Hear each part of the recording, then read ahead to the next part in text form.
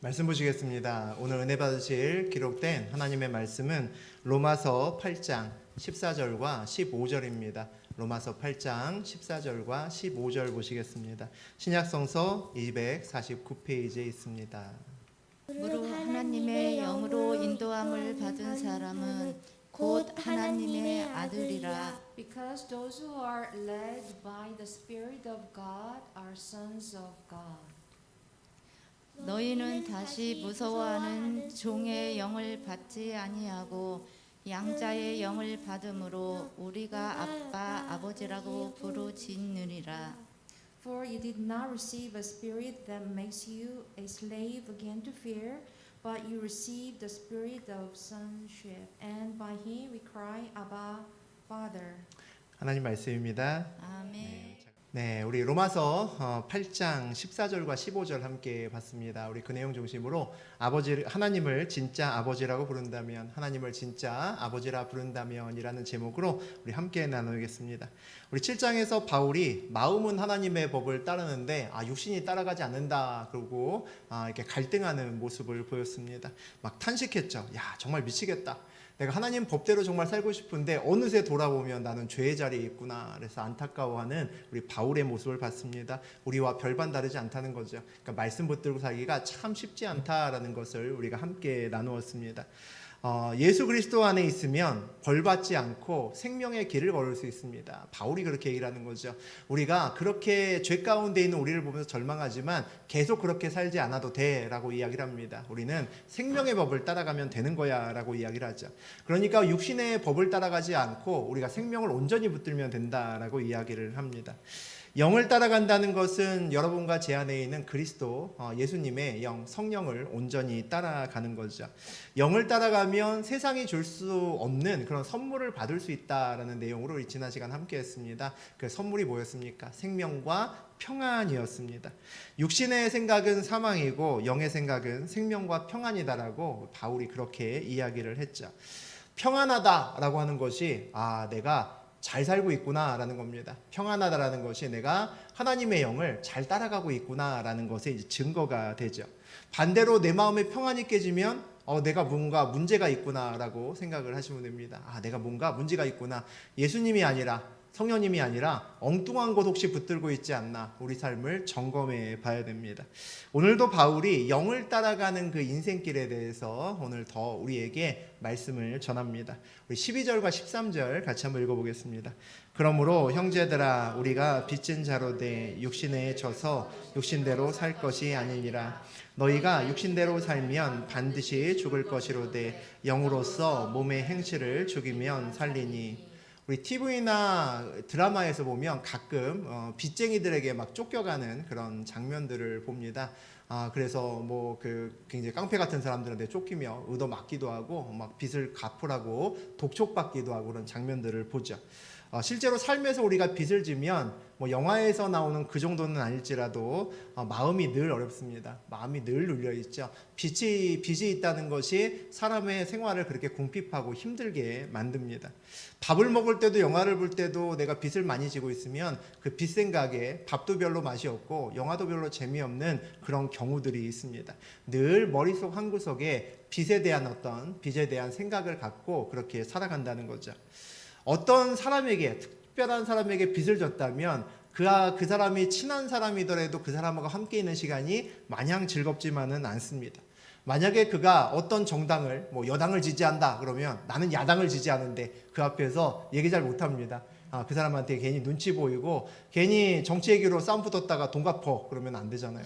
그러니까 말도 잘하지 못하고 괜히 신경 건드리지 말자 이러고 그렇게 살아가게 됩니다. 우리가 빚을 지면 빚을 진 자에게 이렇게 끌려가죠. 끌려가는 그런 인생길을 삽니다. 이와 마찬가지로 육신이, 우리의 몸이 늘 우리를 끌고 가려고 합니다. 좋아하는 일만 하게 하려고 합니다. 쾌락을 즐기게 만들려고 노력을 한다는 거죠. 그 육신이 때로는 우리를 굉장히 유혹하고 하는데 그것을 참 이기기 어렵다라는 생각이 들 때도 있습니다. 마치 빛 독촉하는 것처럼 우리를 윽박지르기도 하다가 살살 꼬시기도 하다가 그래서 우리가 육신을 따라 사는 것이 따라 사는 것을 그렇게 거절하는 것이 참 쉽지 않다라는 생각이 듭니다. 바울이 오늘 뭐라고 얘기를 하냐면 우리에게 영의 빚은 졌지만 우리가 육신에 빚진 것은 아니다라고 그렇게 단정지어서 얘기를 합니다. 간단한 논리지만 굉장히 중요하다는 거죠. 누구에게 빚을 졌느냐 알 수 있는 방법이 우리가 누구를 따라가느냐를 보면 알 수 있습니다. 육신을 따라가면 육신에게 빚진 것이고 영을 따라가면 영에게 빚진 거죠. 우리가 육신에게 빚진 것이 아니니 육신을 따라갈 필요가 없다라는 것은 굉장히 중요한 논리 중에 하나가 됩니다. 너희가 육신대로 살면 반드시 죽을 것이로되 영으로서 몸의 행실을 죽이면 살리니라고 되어 있습니다. 육신대로 살면 반드시 죽는다. 너무 과격한 것 아닌가라는 생각도 듭니다. 근데 사실 우리가 몸이 편한 대로만 살면 우리 인생이 결코 행복하지 못하고 제대로 된 삶을 살지 못한다는 것은 누구나 다 압니다. 살면서 마음에 드는 이성이 만날 때마다 그와 살림을 차린다면 우리는 수십 번 결혼하고 해도 다 모자랄 정도로 많은 사람을 만날 겁니다. 자고 싶으면 자고 먹고 싶으면 먹고 내 맘대로 살 거야 그러면 그 생활이 얼마나 피폐해질지 우리는 전부 다 알고 있습니다. 내 오감의 감각기관이 원하는 대로만 내가 하고 살 거야 하면 우리는 아마 대부분은 감옥에 갈 겁니다. 범죄자의 자리에 앉아 있겠죠. 그래서 세상이 이것을 막기 위해서 뭘 만들었습니까? 법을 만들었습니다. 야, 니네 이거 지키면 니네 혼나. 우리에게 항상 위협하는 법을 만들었죠. 근데 오늘 성경은 좀 다른 말을 합니다. 성령으로 육신을 죽여야 된다라고 이야기를 하죠. 그래야 산답니다.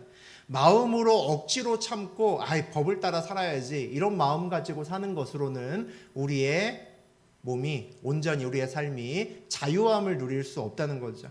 내가 올해부터는 금주 금연하리라 라고 이렇게 절대 맹세하고 우리 가족이나 자녀들 앞에서 전부 다 이렇게 맹세해도 스트레스 엄청 받으면 야 담배 한 대 줘봐 이렇게 얘기를 하죠. 그래서 어느새 내가 그 결심을 무너뜨리고 맙니다. 그렇게 된다는 거죠. 억지로 내가 사는 삶, 억지로 내가 지키려고 하는 것은 끝까지 지키기 어렵다는 겁니다. 가끔 우리 그리스도인들을 슬프게 하는 기사들을 우리가 종종 TV나 뉴스에서 봅니다. 범죄자였다가 교도소에서 하나님 만나고 정말 뜨겁게 하나님을 고백하고 그리고 회개한 다음에 심지어는 목사가 돼서 저처럼 이렇게 강단에 서는 분들이 가끔 있습니다. 그런데 그런 사람들이 막 여기저기 간증하고 돌아다니다가 어느새 어느 날 보니까 감옥에 다시 들어가 있는 겁니다. 뉴스를 보니까 다시 옛날에 그 죄를 또 반복해서 지었다라는 것을 봅니다. 한편으로는 화가 나고 또 한편으로는 안쓰럽다라는 생각이 듭니다. 복잡한 심경이 들죠. 그 사람이 감옥에서 회개한 것이 거짓말 아닐 겁니다. 예수님을 영접했다라고 이야기하는 것도 거짓말 아닐 겁니다. 그런데 결국은 육신대로 따라 살게 된 거죠. 참다가 결국 어느 순간에 나도 모르게 그냥 죄의 자리에 앉아있는 나를 보게 되는 겁니다. 우리도 전부 다 약한 부분이 있죠. 저도 있고 여러분도 있습니다. 나만 아는 것이 있습니다. 우리 속담에 그런 얘기 있잖아요. 10번 찍어 안 넘어가는 나무 없다. 저는 이게 마귀들의 슬로건 아닌가라는 생각이 듭니다. 제 10번 찍으면 계속 유혹하면 한 번은 넘어와. 그런 유혹의 소리가 사실 들립니다.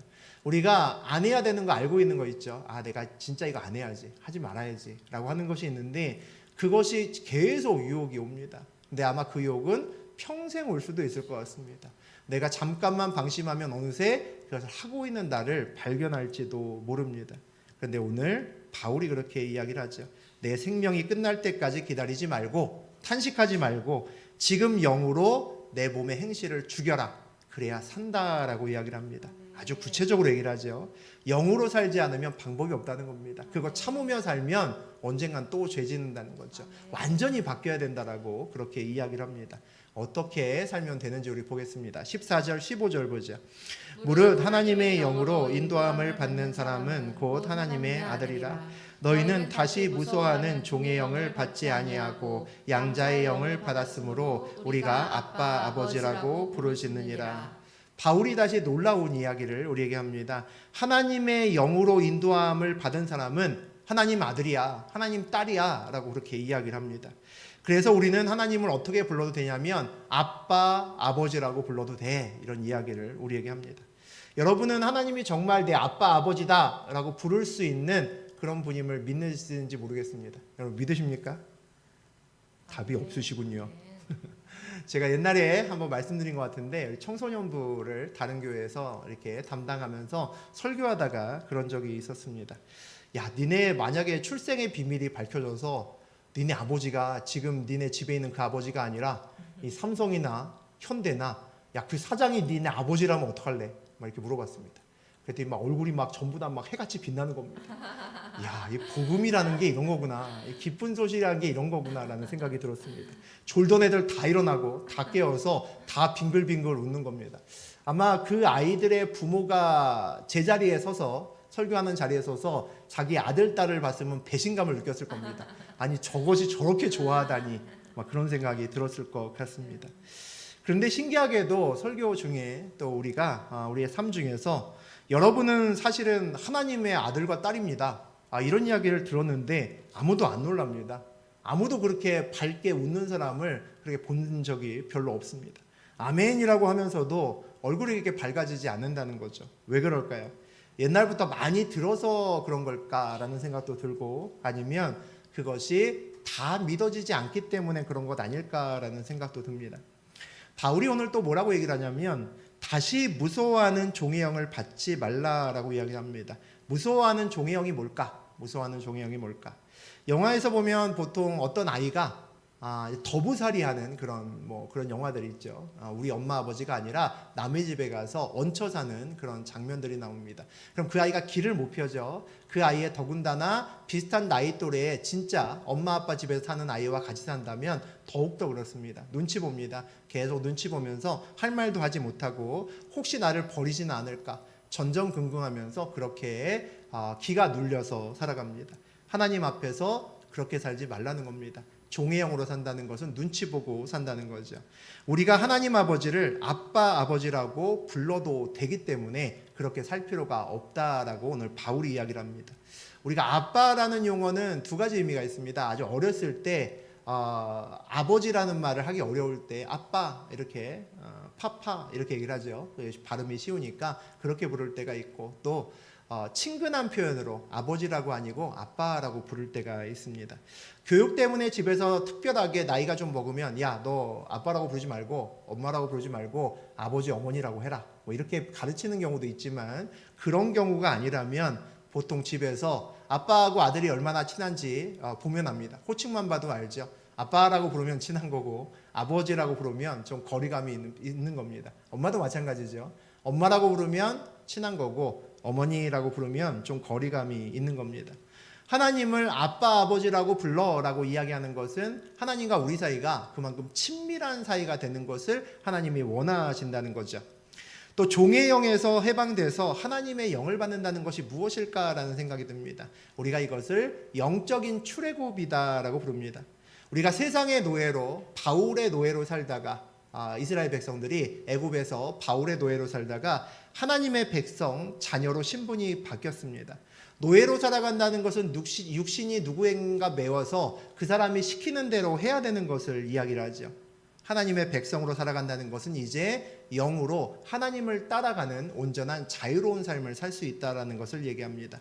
그런데 신분이 하루아침에 바뀌었는데 하나님이 너희는 이제 나의 백성이다 라고 해서 그 손에서 구원해 주셨는데, 그것을 깨닫고 그렇게 영으로 자유롭게 사는 것이 그렇게 쉽지만은 않은 것 같습니다. 이스라엘 백성들이 출애굽한 다음에 애굽에서 나온 다음에 광야를 걷다가 조금만 어려우면 불평합니다. 뭐라고 불평합니까?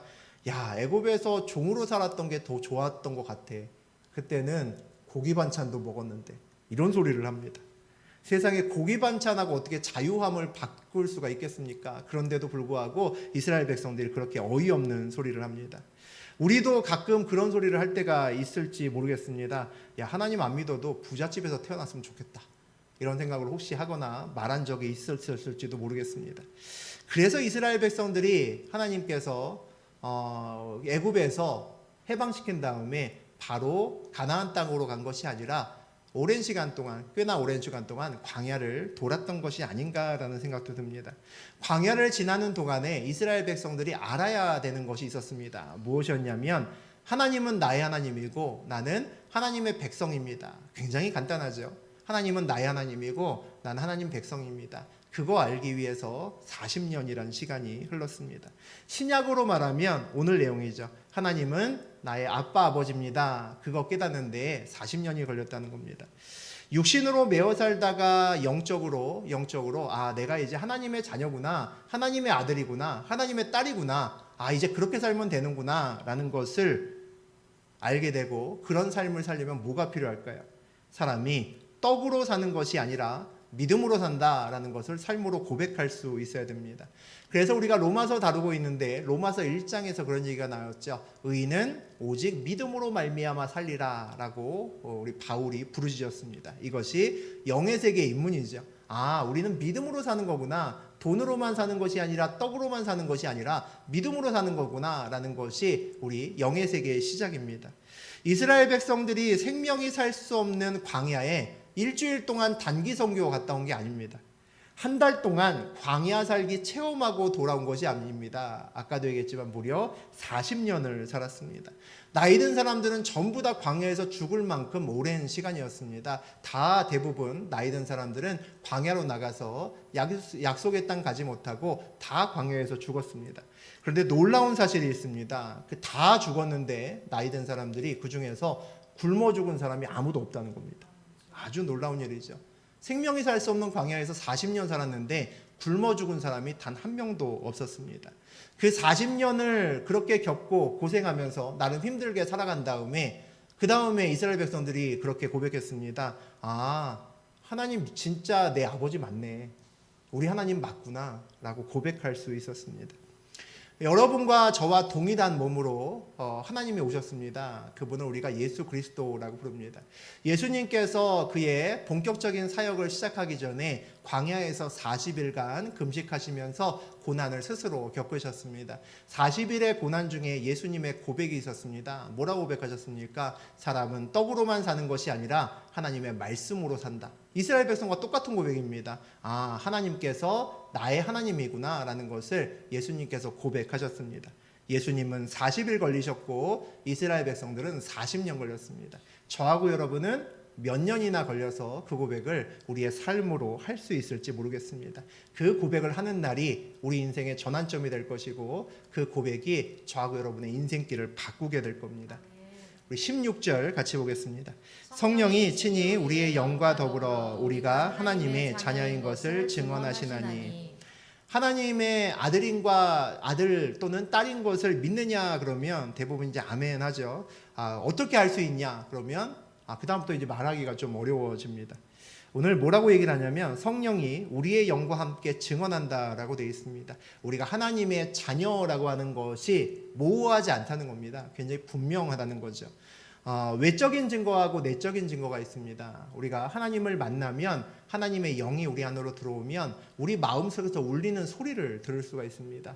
내가 믿어지는 그 마음의 소리를 들을 수가 있다는 거죠. 그 소리를 듣게 되면 내가 하나님의 아들이구나, 하나님의 딸이구나 라는 것을 의심하지 않게 됩니다. 그리고 내가 하나님의 아들 또는 딸이라는 것을, 자녀라는 것을 주변에서도 압니다. 옛날에 우리 남자도사가 아주 한참 옛날 얘기인데, 처녀 때 부모님이 그 가구점을 하셔서 작은 가구점을 맡아서 가구를 팔았을 때가 있었습니다. 그때 가구를 사려고 어떤 사람이 들어왔는데 얘기를 하다 보니까 정상적인 사람이 아니라 귀신 들린 사람이었습니다. 무슨 애기 동자 이런 귀신이 들렸다고 하는 사람이 왔는데, 그 사람이 우리 그 남전도사님 보자마자, 그때는 전도사님 아니었죠, 그냥 청년이었는데 보자마자 그렇게 얘기를 했답니다. 하나님 사람이네, 여호와 사람이네 라고 보자마자 이야기를 했다는 겁니다. 무슨 얘기입니까? 영이 밝은 사람은 압니다. 귀신부터 안다는 거죠. 우리 마음속에 성령이 계심을 압니다. 우리 마음속에 하나님을 영접하고 내가 주님의 사람입니다 고백하고 우리가 하나님을 받아들이면 우리 마음속에 하나님의 영이 귀신에게는 보인다는 거죠. 귀신뿐만 아니라 영적으로 밝은 사람은 압니다. 저 사람이 하나님을 모시고 사는 사람인지 아니면 하나님과 별개로 그냥 교회만 다니는 사람인지 안다는 거죠. 우리 안에 성령님이 보이기 때문입니다. 우리 17절 보시겠습니다. 자녀이면 또한 상속자 곧 하나님의 상속자요 그리스도와 함께한 상속자니 우리가 그와 함께 영광을 받기 위하여 고난도 함께 받아야 할 것이니라. 자녀는 종이나 직원하고는 다르죠. 우리 회사 다니면 직원은 사장의 그 눈길 한번 받기 위해서 얼마나 열심히 노력하는지 모릅니다. 능력을 보여야 되고 불철주야로 열심히 일을 합니다. 혹시 대기업 다니는데 정말 한 번, 몇 번 보기 힘든 사장이 앞으로 지나간다. 어떻게든지 그 눈에 한번 뜨면 출세길 보장되기 때문에 어떻게든지 잘 보이려고 애를 씁니다. 그런데 자녀는 아버지 눈길을 받으려고 노력하지 않습니다. 그거 노력하면 이미 자녀가 아닌 거죠. 아버지는 자녀가 노력하지 않아도 늘 자녀를 보고 있습니다. 그러니까 자녀는 노력할 필요 없다는 거죠. 직원은 성과를 내야 그에 합당한 대가를 받습니다. 그래서 성과를 많이 내서 연봉을 올리려고 노력을 많이 합니다. 그런데 자녀는 아무것도 하지 않아도 오직 자녀라는 이유만으로 아버지의 것을 받습니다. 그중 하나가 유산이죠. 상속이라고 부릅니다. 우리가 하나님의 상속자, 우리가 하나님의 것을 받을 수 있는 자녀라는 것을 잊지 않고 살아가셨으면 좋겠습니다. 살면서 한 번쯤은 또는 몇 번쯤은 그런 생각한 적이 있었을 겁니다. 우리 청년들도 있고 우리 학생들도 있는데 아마 그런 생각한 적이 있을 겁니다. 아, 내가 재벌집의 아들이나 딸로 태어났으면 얼마나 좋을까. 그런 생각 한 적이 분명히 있을 겁니다. 저도 그랬으니까 있겠죠. 야, 요일별로 외제차 막 이렇게 돌아가면서 타면 얼마나 좋을까. 그런 생각을 하기도 합니다. 혼자서 괜히 웃기도 하죠. 그런 생각을 막 하다가 그런 생각하다가 마지막에는 뭘로 끝나냐면 대부분 세상은 정말 불공평하다라는 생각으로 보통 끝납니다. 야, 누구는 돈 많고 힘 있는 집안에 태어나 저렇게 잘 먹고 잘 사는데 야, 나는 돈 없고 힘 없는 집안에 태어나서 야, 짤짤이 고생하고 열심히 공부해야만 되고 열심히 일해야만 되고 내 인생 참 비참하다. 그런 생각을 합니다. 여러분은 세상이 공평하다고 생각하십니까? 아니면 불공평하다고 생각하십니까? 불공평하죠. 우리 교회에서 괜히 불공평하다고 하면 뭐라 그럴까봐 얘기 못하지만 우리 주변 보면 불공평합니다. 출발점이 다 다르죠. 그럼 성경은 뭐라고 얘기를 할까요? 성경은 불공평하다고 얘기하진 않는 것 같습니다. 그래서 우리가 세상이 어떠냐고 물어봤을 때 우리끼리 있을 때는 불공평해 라고 얘기해도 대놓고 불공평하다고 얘기하기는 좀 마음이 캥기는 거죠. 우리는 서로 다른 배경에서 태어났습니다. 바꿀 수 없죠. 우리 엄마 아버지 바꿀 수 없습니다. 물론 우리 자녀도 바꿀 수 없죠. 대기업 사장으로 우리 엄마 아버지를 바꿀 수 있다면 애지간히 쉽게 바꾼 사람이 한두 명이 아닐지도 모르겠습니다. 그래서 세상이 불공평하다라고 이야기를 합니다. 그런데 하나님의 자녀가 되는 것은 공평합니다. 공부 잘하는 사람만 하나님의 자녀가 되는 것도 아니고 돈이 많은 사람만 하나님의 자녀가 되는 것도 아니죠. 우리가 선택해서 교회 다니고 하나님을 영접하고 믿음으로 고백하면 하나님의 자녀가 될 수 있습니다. 아마도 누구나 될 수 있기 때문에 야, 당신이 하나님의 아들입니다, 딸입니다 라는 얘기 들었을 때 별로 놀랍지도 않고 그렇게 기쁘지도 않은지도 모르겠습니다. 그런데 잘 알아야 됩니다. 누구나 하나님의 자녀가 될 수 있지만 아무나 하나님의 자녀가 될 수 있는 건 아닙니다. 굉장히 중요한 말이죠.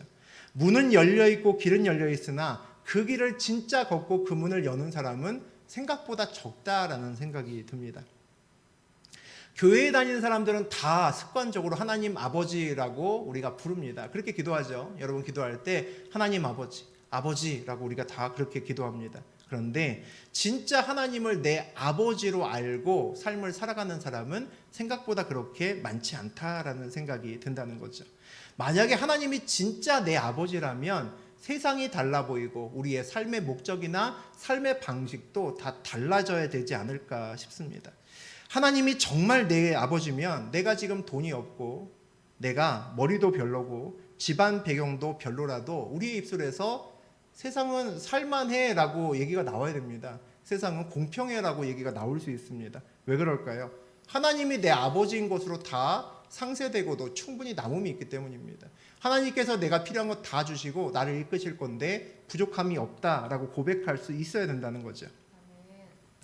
좋은 차 타고 좋은 집에 사는 것이 목적인 사람이 어느 날 진짜로 대기업 사장, 드라마처럼 대기업 사장이나 아주 재벌처럼 돈 많은 사람이 야, 진짜 내 아버지네 라는 것을 정말 알았다면 그 사람의 인생이 바뀝니다. 적어도 목적이 바뀔 겁니다. 그전에는 좋은 차를 타고 좋은 집에 사는 것이 목적이겠지만 그런 아버지를 만나면 그게 무슨 목적이 되겠습니까? 내 앞에 이미 주어졌는데. 내가 하나님이 진짜 내 아버지다라는 것이 믿어지면 여러분과 제 삶이 어떻게 바뀔까요? 이전까지는 무엇을 먹고 무엇 하면서 살까 그 궁리로 평생을 살았다면 바뀌겠죠. 이제 내가 앞으로 어떤 방법으로 살아야 될 건가가 고민될 겁니다. 내가 이제 돈도 많고 이것도 더 많으니까 내가 어떻게 하면 바르게 살고 어떻게 하면 하나님의 뜻을 제대로 이루며 살까로 바뀔 수 있다는 거죠. 주님 뜻 따라가면 필요한 것 다 주시잖아요. 그러면 어떻게 바르게 하나님 앞에 서서 살아갈까가 더 고민이 많이 될 겁니다. 전 돈은 믿음으로 가져다가 쓰면 된다라고 생각합니다. 개척 때 그랬습니다. 아무것도 없을 때 갑자기 개척 사인을 받았습니다. 그게 2018년도 11월 달이었던 것 같습니다. 기도하다가 2018년도 11월 달 마지막 좀 됐을 때 이제 결단을 했습니다. 개척해야겠구나. 그리고 2019년도에 3월에 개척을 해야 되는 상황이었으니까 한 3개월 정도 남은 거죠. 3, 4개월 남은 겁니다.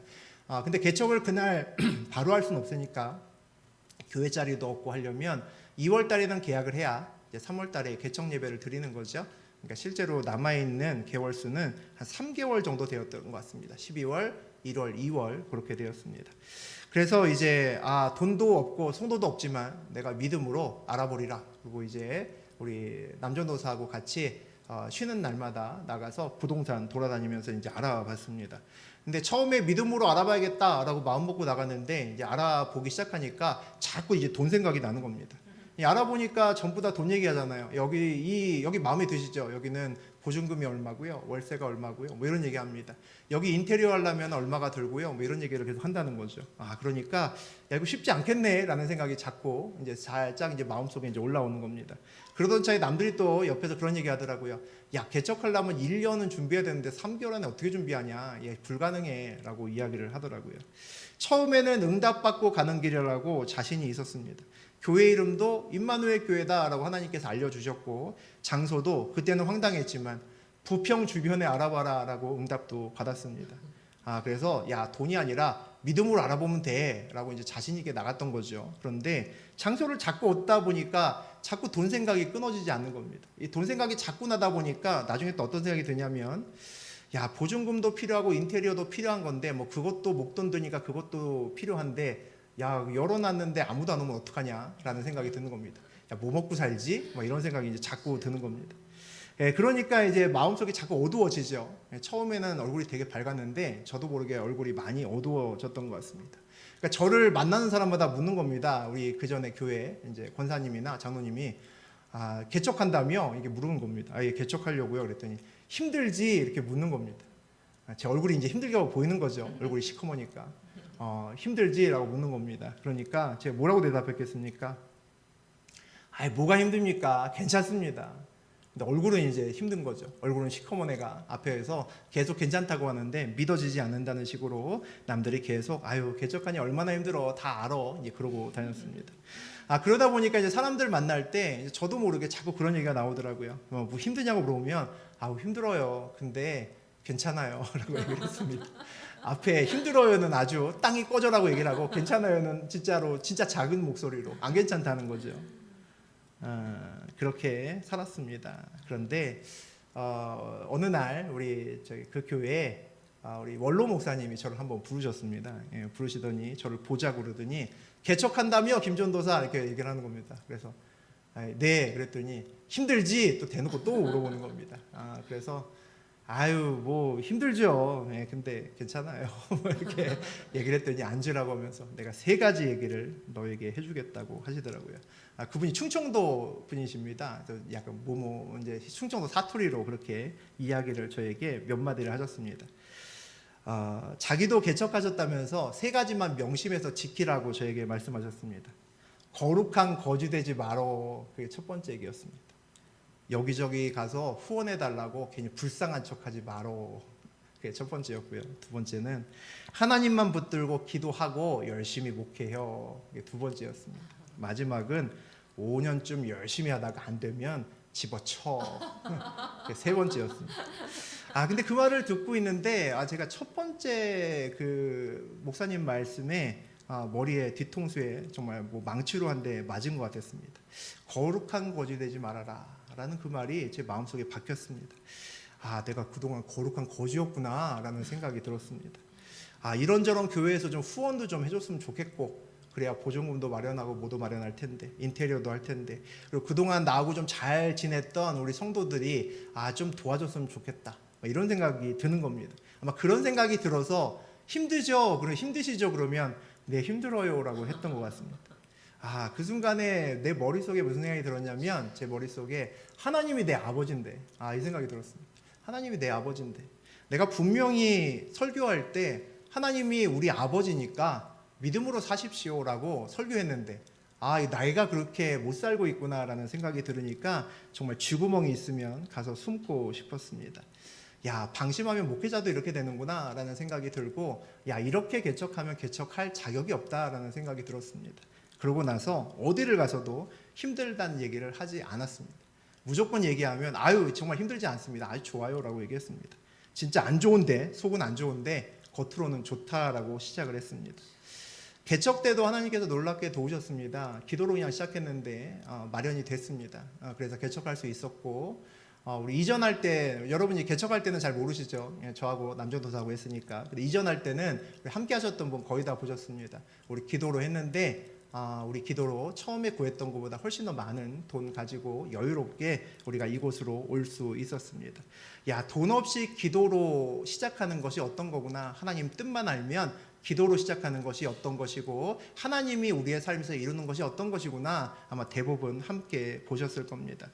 앞으로 교회가 더 성장하고 더 크게 돼도, 더 많은 돈이 필요해도 별로 걱정하지 않습니다. 그 길을 하나님이 인도하시면 반드시 이룰 것이기 때문이죠. 개척하고 나서 다짐을 한 것이 몇 가지 있었습니다. 성도들 앞에서 힘들다고 하지 말고, 그 다음에 얼굴 찡그리지 말자라고 하는 것이 첫 번째였습니다.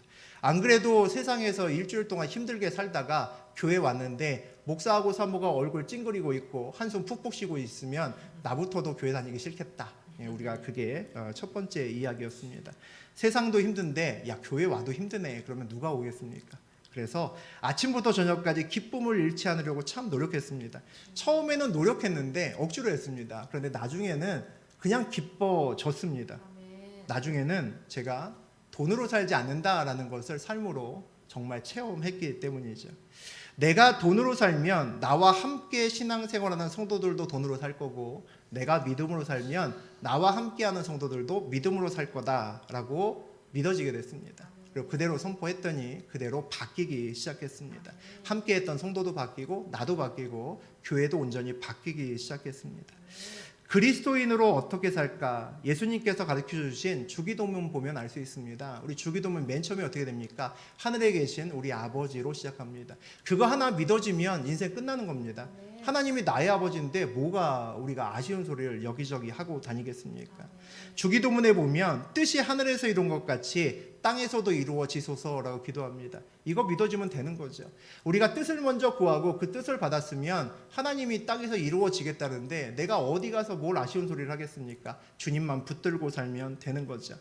그 다음에 무슨 얘기 나옵니까? 일용할 양식에 대한 이야기가 나옵니다.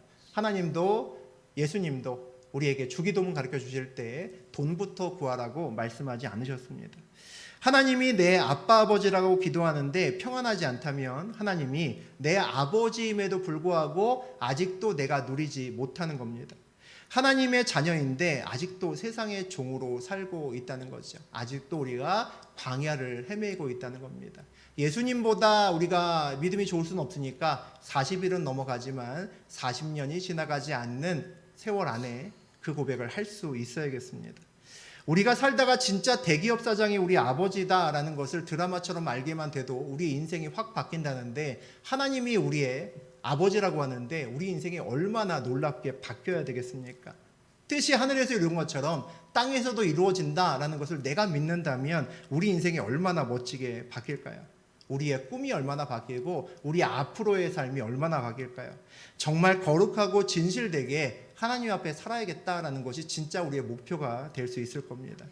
저뿐만 아니라 여러분 모두가 하나님의 아들과 딸입니다. 우리 모두가 하나님을 아빠 아버지라고 부를 수 있다는 거죠. 우리는 믿는 만큼 열립니다. 믿는 만큼 풍성해집니다. 돈이 없어서 하지 못하는 일은 없습니다. 믿음이 없어서 하지 못하는 일만 우리 앞에 있죠.